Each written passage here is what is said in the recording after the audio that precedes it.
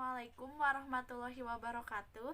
Saya akan menjelaskan sedikit tentang kelompok saya yang beranggotakan saya sendiri, Dali Hartanti, lalu ada Muhammad Irsyad Noval dan Vika Kurnia Guntari. Nah, kelompok kami pada kesempatan kali ini akan membahas sedikit mengenai laporan arus kas.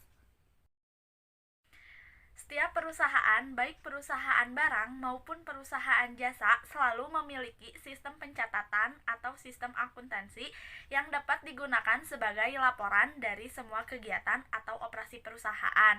Nah, jadi setiap perusahaan, mau perusahaan barang atau jasa juga pasti memiliki gitu sistem pencatatan atau sistem akuntansi. Nah, biasanya sistem pencatatan atau sistem akuntansi itu salah satunya itu yang digunakan perusahaannya laporan keuangan. Nah, apa sih laporan keuangan itu? Laporan keuangan atau financial statement perusahaan biasanya disusun secara sistematis dan kronologis, maksudnya berdasarkan tanggal urut transaksi gitu, berurutan sesuai transaksi. Karena fungsinya untuk apa? Untuk memberikan informasi mengenai kondisi suatu perusahaan. Nah, selain memberikan kondisi suatu perusahaan juga, laporan keuangan itu bisa digunakan untuk kita melihat suatu laporan keuangan, suatu kondisi perusahaan dalam satu periode. Berdasarkan pada standar akuntansi keuangan, laporan keuangan terdiri atas yang pertama ada neraca, yang kedua ada laporan laba rugi, yang ketiga ada laporan perubahan modal atau ekuitas, yang keempat ada laporan keuangan arus kas, dan yang terakhir ada catatan atas laporan keuangan. Nah, laporan keuangan pada perusahaan barang dan maupun jasa, yang pertama ada pengertian, akan dibahas oleh saya sendiri, Dali Hartanti, dengan NPM 102190060.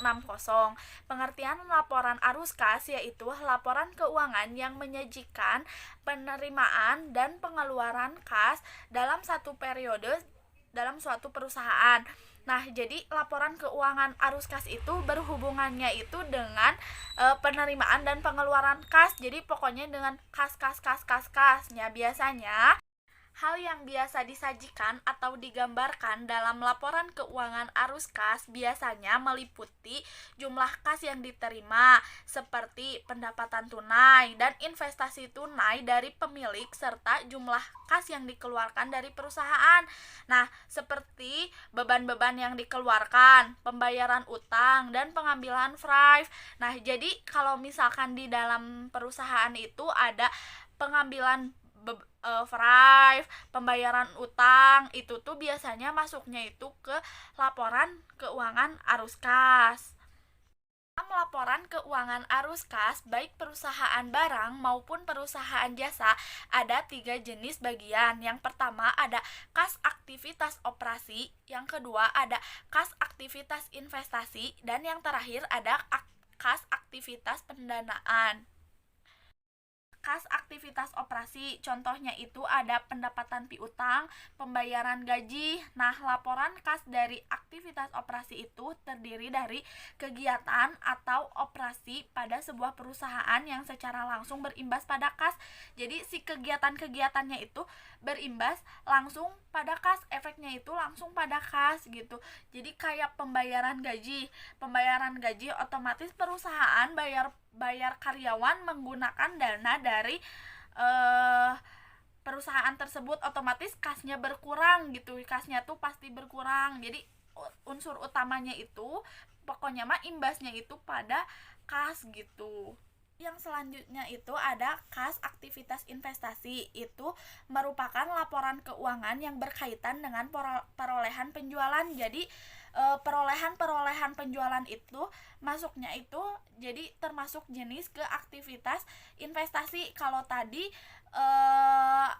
aktivitas operasi itu dan berimbasnya itu pada kas, kalau ini mah perolehan penjualan. Jadi barang-barang atau jasa-jasa yang sudah terjual itu masuknya ke si perolehan pendapatannya itu masuknya ke kas aktivitas investasi. Lalu yang terakhir ada kas aktivitas pendanaan, yaitu laporan keuangan arus kas yang berhubungan dengan investasi pemilik dan peminjaman pendanaan. Nah, jadi kalau misalkan perusahaan-perusahaan itu membutuhkan pendanaan, investasi pemilik itu di kas aktivitas pendanaan. Kalau tadi kas aktivitas operasi itu berimbasnya pada kas langsung. Kalau misalkan kas aktivitas investasi itu perolehan dari penjualan. Kalau ini aktivitas pendanaan itu peminjaman berupa peminjaman pendanaan. Yang selanjutnya adalah cara menyusun laporan arus kas.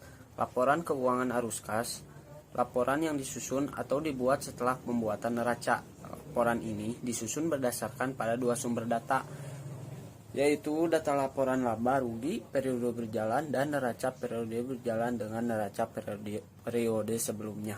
Berdasarkan cara penyajian atau bentuknya, laporan keuangan arus kas dibedakan menjadi dua, yaitu penyajian langsung dan penyajian tidak langsung.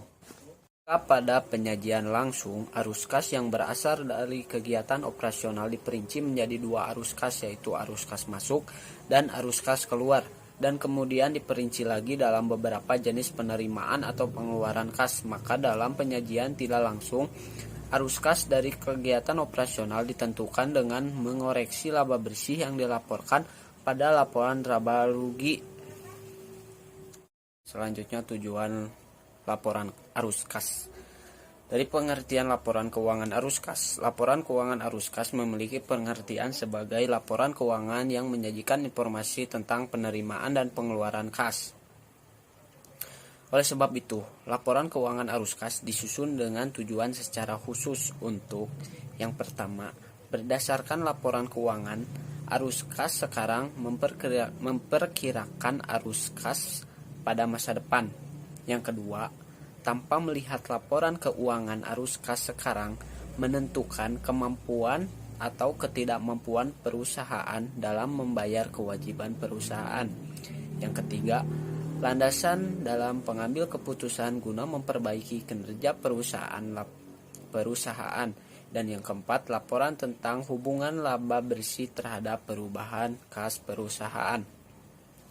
Dari tujuan laporan keuangan arus kas, kemampuan dan perkembangan perusahaan dalam suatu periode dapat dilihat dan tindak lanjut dalam investasi bagi perkembangan perusahaan dapat ditentukan.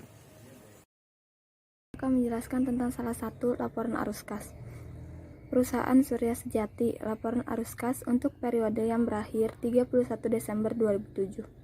Arus kas masuk, pelunasan piutang dagang 62.480.000, penjualan tunai 14.640.000, dan di total menjadi 77.120.000. Arus kas keluar, pelunasan utang dagang, pembelian tunai, pembayaran beban, retur penjualan dan pengurangan harga yang dijumlah menjadi 65.940.000. Penambahan kas 11.180.000, kas awalnya senilai 23.328.000 dan kas akhirnya 34.508.000.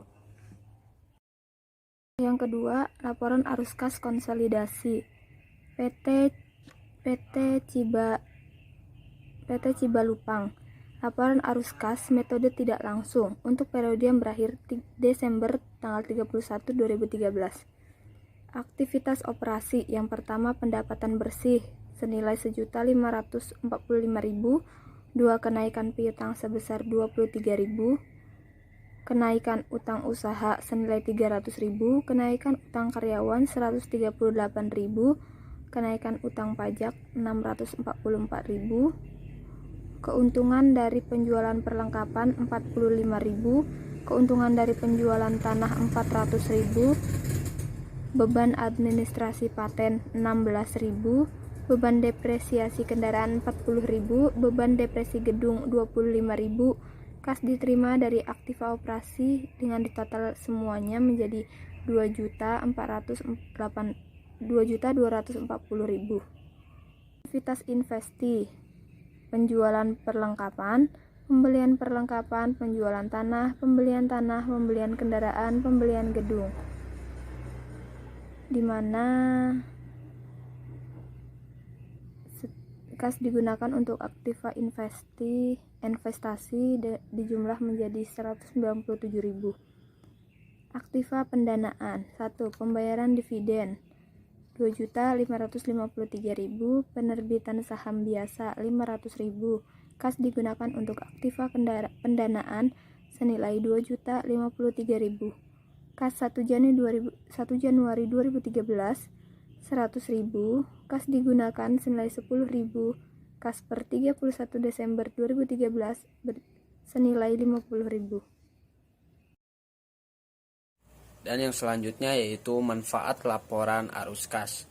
Laporan keuangan arus kas memiliki berbagai manfaat bagi perusahaan, barang maupun jasa.